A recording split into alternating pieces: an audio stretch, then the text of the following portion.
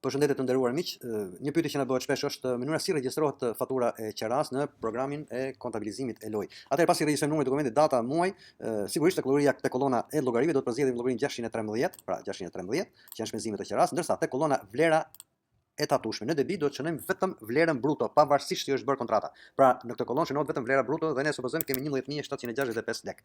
Atëherë do të vazhdojmë tek kolona e TVSH-s, nëse ne supozojmë që kemi pa TVSH, do shënojmë 0, vazhdojmë tek përqindja e qeras. Këtu do të keni kujdes. Nëse tatimi në kontratë tatimi është përcaktuar që do të paguhet nga qeramarrësi, pra nga ana jon, ne do të përzgjedhim numrin 1. Dhe kjo bën që të llogaritet automatikisht vlera e tatimit 15% mbi vlerën e qeras dhe kjo përbën një detyrim që ne do ta derdhim në shtet, ndërsa vlera neto, pra vlera që merr qeradhënësi në dorë është 10000 lekë. Nëse në kontratë është përcaktuar që tatimi do të paguhet nga qeradhënësi, sigurisht këtë përqind do ta bëjmë 0 dhe gjithë detyrimi është që ne do të likuidojmë qeradhënësit, ndërsa detyrimin ai e paguan vetë. Pra edhe një herë të theksojmë që pavarësisht se si bëhet kontrata, vlera që do shënohet të kolona vlera e tatueshme, pra në debi si shpenzim, është vetëm vlera bruto e kontratës. Faleminderit.